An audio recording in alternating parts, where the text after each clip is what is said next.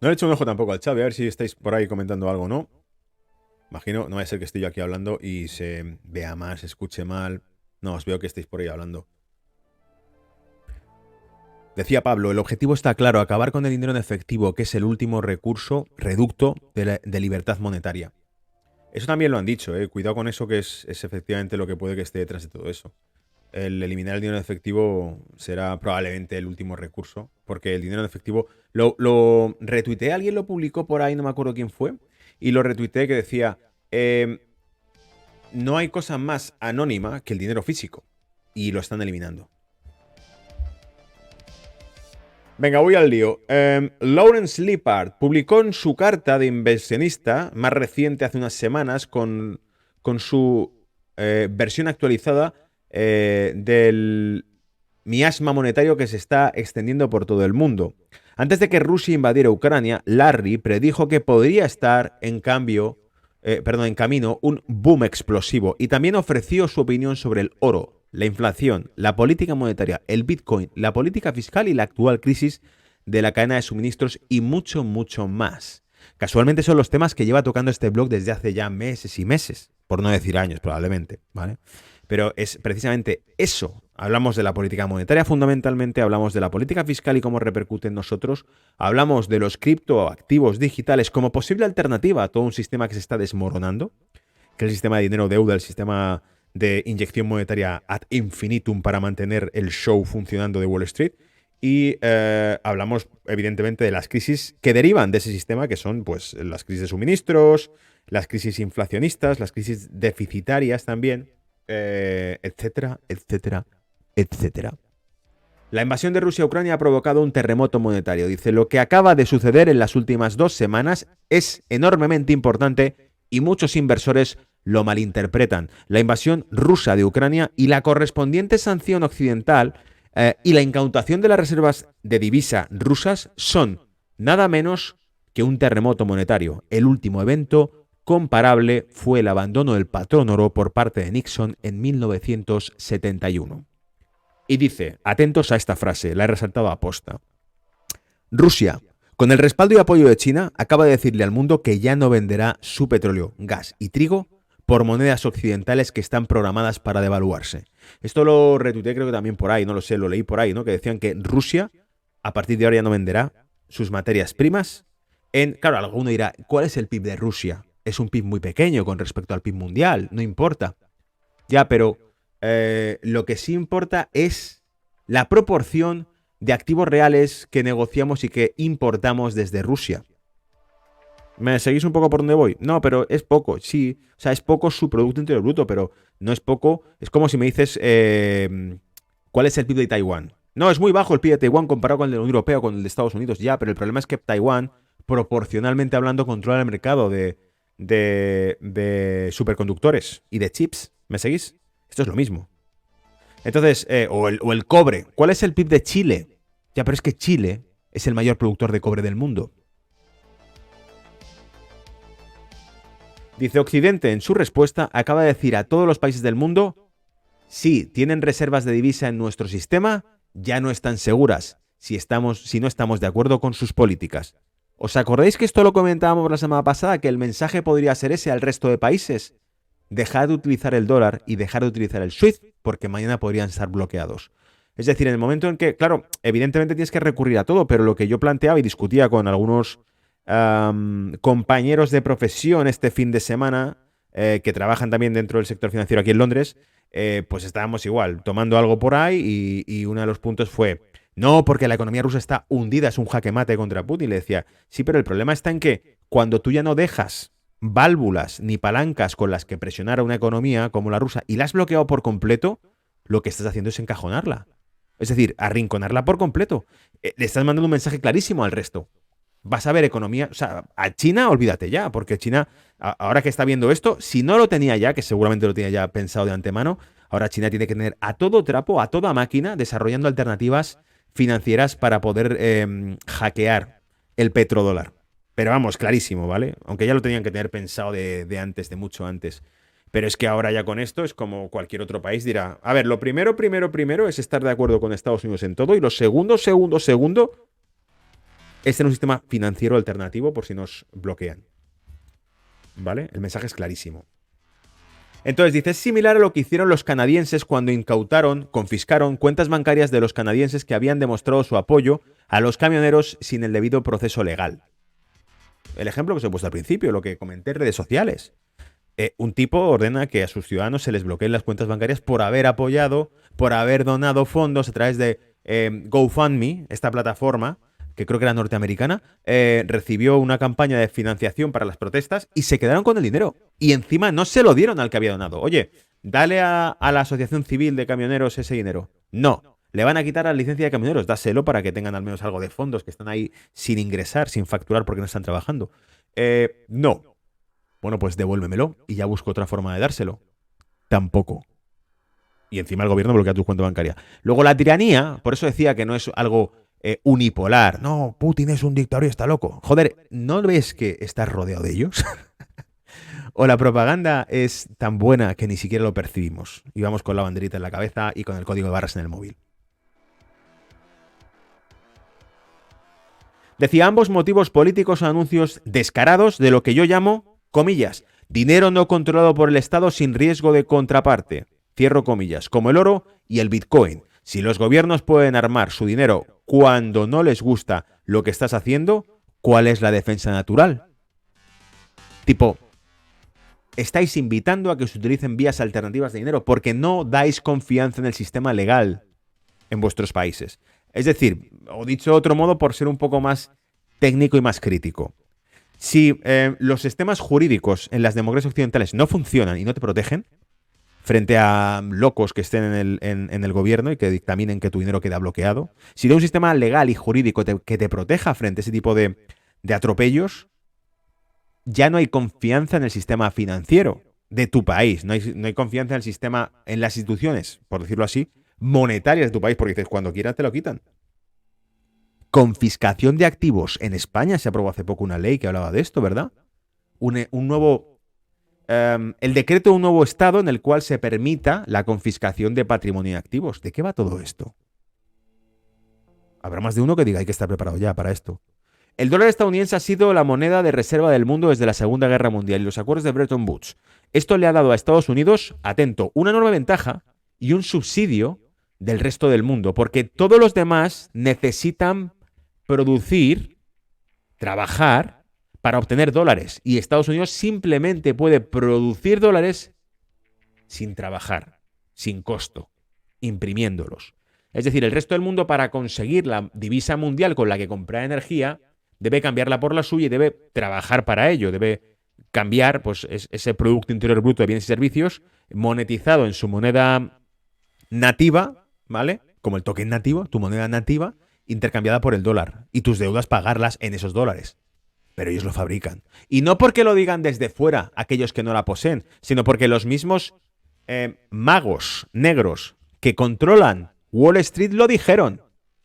Alan Greenspan lo dijo en CNBC hace años, en una entrevista dijo, si no tuviésemos dinero para pagar nuestras deudas en el futuro, siempre podríamos imprimir más.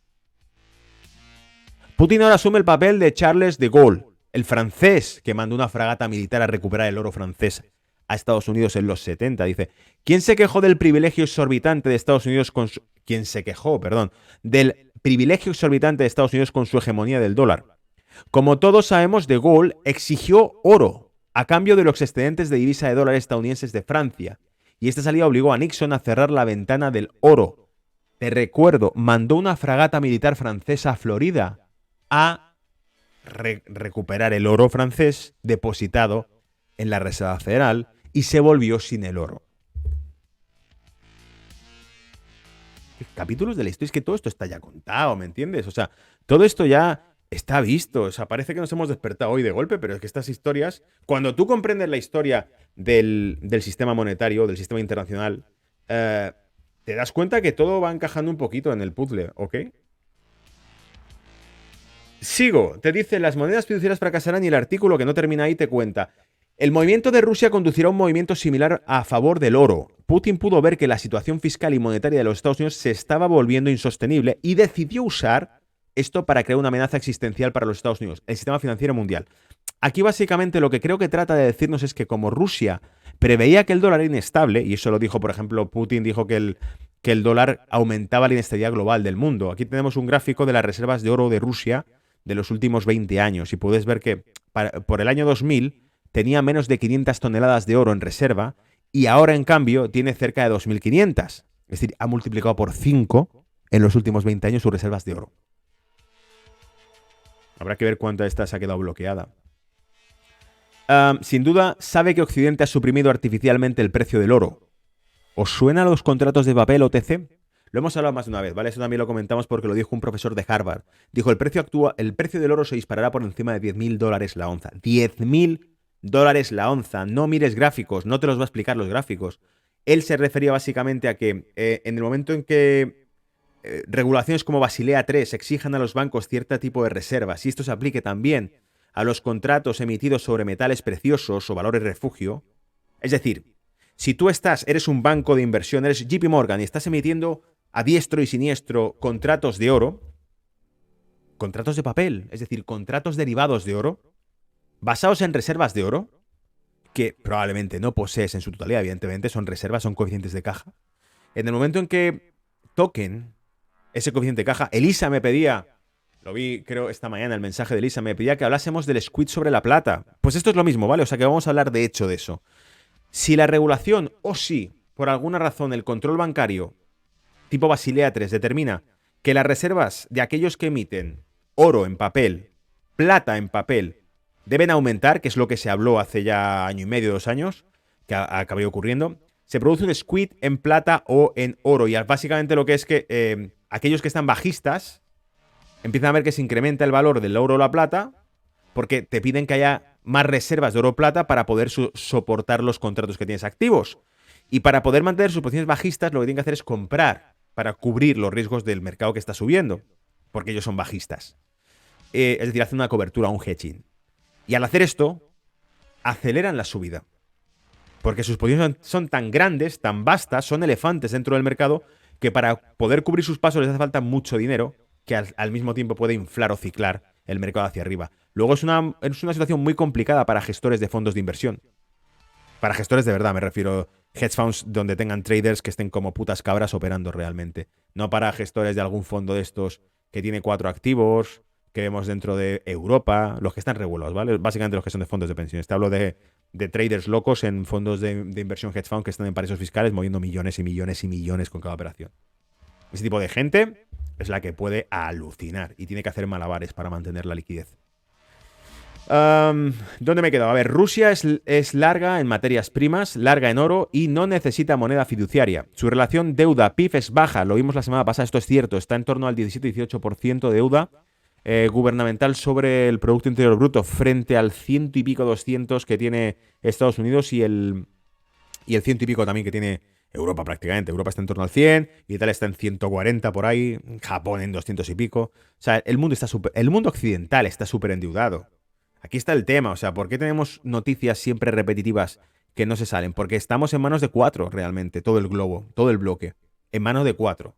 Cuando Occidente dice esto es blanco, esto es blanco. Cuando Occidente dice esto es negro, esto es negro. Cuando Occidente dice tu puto vecino, si no se ha puesto esto, no va a entrar en un bar y no hay que dejarle trabajar, la mayor parte de los putos zombies van a decir sí, no, sí, es por el bien de todos, es por el bien de todos, sí, es por el bien de todos. Hay que pagar la factura de la luz el triple, el cuádruple, el quíntuple, mucho más alta. Pero es por solidaridad con el planeta, es por el bien de todos. Es por el bien de todos. Sí, es por el bien de todos. Sí, es por el bien de todos. Sí, es por el bien. En fin, esto es un show, esto es un auténtico show. Si no te ríes, ¿para qué? O sea, es eso o llorar directamente, ¿vale?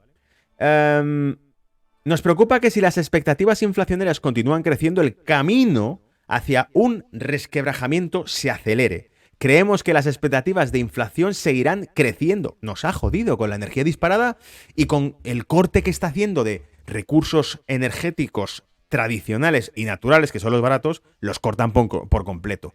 Va a venir Greta, la niña diabólica, a darle a la bicicleta para poner la dinamo a funcionar y iluminar la ciudad, ¿no? Vamos a ver si es que realmente es increíble. ya que la inflación actual es empuje de costes, en lugar de la forma de inflación más temporal, que es la del tirón de demanda. Fíjate lo que explica aquí, ¿eh? La inflación actual es por empuje de costos, es decir, por un incremento en los costos productivos, por un shock de oferta. ¿No lo hemos explicado esto ya hace meses con el tema de la pandemia? Que había un shock de oferta porque se cerraban los negocios. Esto es parte de... Esto es el capítulo 2 del puto libro, ¿vale? Este es el capítulo 2 del libro.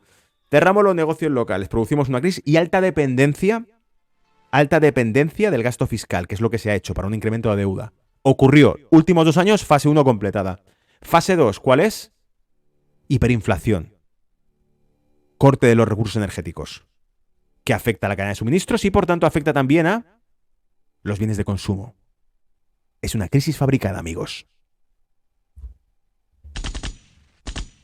Creemos que las inversiones deben comenzar a considerarse el riesgo de cola, de que se pierda toda la confianza en nuestro sistema monetario actual.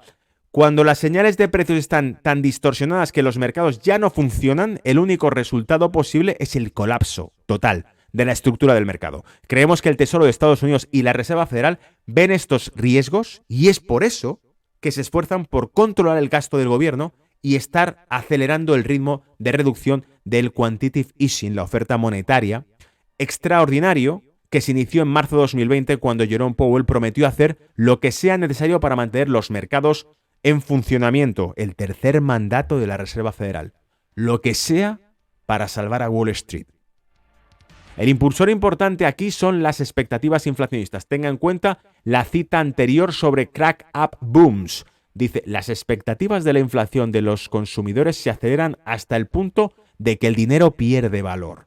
Este es el punto principal de los economistas de la escuela austríaca. Cuando las personas descubren que no solo están ocurriendo inflación, sino que es la política del gobierno y que la inflación no puede y no será revertida, es cuando entonces se convierte en una carrera para sustituir sus ahorros de reserva en valor del dinero fiduciario inflado por reservas de valor real, que son suministros más limitados y que tengan valor en el futuro. Tipo, para tener papel mojado en el bolsillo, gástatelo en lo que sea y vende eso en un futuro, porque eso quizá mantenga algo de valor útil. No sé, me lo invento, ¿vale? Pero que tengo una moto, ¿vale? Una motocicleta que vale 800 o 3.000 dólares. Ya, pero es que el dólar cada vez vale menos. Así que lo que hago es que en vez de tener 3.000 dólares, compro la moto y dentro de 5 años la vendo y a lo mejor me van a dar más de 3.000 dólares por ella, ¿vale? Me sigues un poco, ¿no? Esa es un poco la filosofía. Dice, esta es la ley de Grisham. El dinero malo expulsa el dinero bueno. Si las personas perciben que el dinero se está volviendo inútil, lo gastarán lo más rápido posible en cualquier bien tangible antes de que los precios suban más. La gente no va a querer ahorro porque sabe que con una tasa de inflación altísima, ese ahorro va a ser tirar el dinero. Es decir, ¿para qué lo tengo guardado si cada vez vale menos? Dentro de un mes podré comprar menos con ese dinero que tengo guardado. Compra lo que sea y guarda activos porque el dinero no va a valer. Y si eso es la ley de Grisham, también está el efecto crowding out.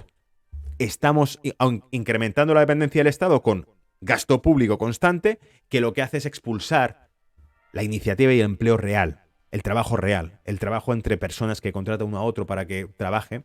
Esa iniciativa de la empresa privada desaparece y todo el mundo recibe dinero del Estado. Es decir, la cantidad de sueldos y de personas cuyo trabajo depende del Estado se va incrementando. ¿Para qué?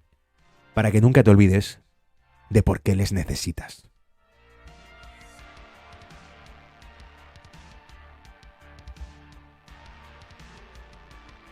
No podría venir mejor. Aquí tenemos el gráfico donde mostraban la deuda estadounidense, la deuda pública estadounidense, ¿vale? Lo tenéis ahí. Office of Management and Budget, de White House. Lo publica la Casa Blanca y ahí teníais el presupuesto estadounidense. Fijaos, lo que quería resaltaros, lo tenéis en pantalla, es que si ahora estamos hablando de que está por encima del 120%, en torno al 130%, la deuda pública sobre el PIB de Estados Unidos, el mayor PIB del mundo, para cuando tuvimos la otra gran hiperinflación de los 70, no alcanzaba el 40% la deuda pública de Estados Unidos. ¿Qué coño va a pasar cuando esto se les vaya de las manos? Un reseteo monetario.